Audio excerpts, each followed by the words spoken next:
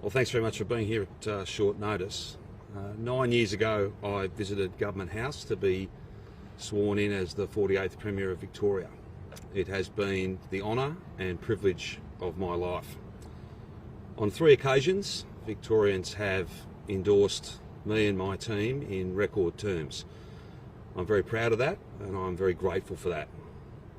I'm also proud to think of all that we have achieved over these 9 years, in good times and bad, always working hard to do what's right, not simply what's popular. Every day has been about the only thing that really matters, getting things done. Today I will again visit Government House and resign as Premier and member for Mulgrave, effective 5 p.m. tomorrow. It's not an easy decision because as much as we've achieved together, there's so much more to do. But when it's time, it's time. Recently, in talking to my kids and Kath, thoughts of what life will be like after this job have started to creep in. And I've always known that the moment that happens, it's time to go and to give this privilege, this amazing responsibility to someone else. It's not an easy job, being Premier of our state. That's not a complaint, that's just a fact. It requires 100% from you and your family. That, of course, is time limited, and now is the time to step away.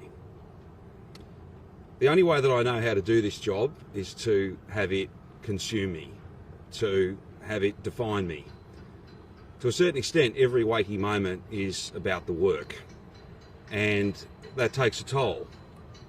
To have been Premier for 9 years and the leader of my party for 13 years is a greater set of opportunities than I ever thought would be afforded to me, a kid from the country with only really an aspiration to do good, to work hard, to work with teams of people to perhaps make things better.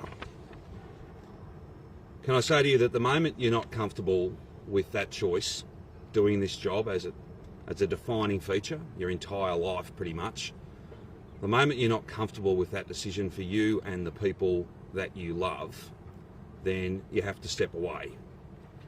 Because you never want to get to a place where you resent this job, this amazing privilege and important opportunity. That would not be right, and I simply won't allow that to happen. As you well know, public life is about subjecting yourself to the judgment of others, and it will be for others to judge my time in Parliament and my years of leadership. However, I leave knowing that the housing statement, one of the most profound shake-ups in one of the most important policy areas, will guarantee that Victorians across the state have somewhere to call home. After all, what can be more important than that? To my family, to my mum and dad, to my sister, I couldn't ask for more. To Kath, she is my best friend, and none of this was remotely possible without her support, her guidance, and her love. To Noah, Grace and Joseph, they know only politics. Dad has always done this. For all that that has meant, thank you. You are everything to me. To the people of Mulgrave, you are my constituents and my neighbours. I am proud to call Mulgrave home, and I hope that I have proven worthy of your support in the hard work that I have done over more than 2 decades as your voice in the state parliament. It is the best electorate in the state, and I can't thank the families of Mulgrave enough. Finally, the very best part of this job is meeting and listening to thousands and thousands of people from every walk of life, from every part of our state, from every background, from every point of view. I will be forever grateful for the honour of leading this very special place. I'm now happy to take a few of your questions. I came to the decision fairly recently, and I was very keen to get the housing statement done, but I knew as we got to the final stages of that it would perhaps be the last big reform that I did. Ultimately, once those thoughts of what it'll be like after, what life will be like after this role start to creep in, you've got a really important choice to make. You either kind of push on and ultimately, I think, potentially resent the job, and you just never want to do that. This is such a great honour and privilege. It's such a profound thing. You never want to finish up in a situation where you aren't enjoying the work and where you are resentful of the fact that you're doing this and not doing something else. I'm not at that point, but I'm determined never to get to that point. And having made this decision today, not an easy decision, but a really important one, I won't get to that point. In terms of what I'm going to do next, I'm going to have a bit of time off. I'm going to spend some time with Kath and the kids.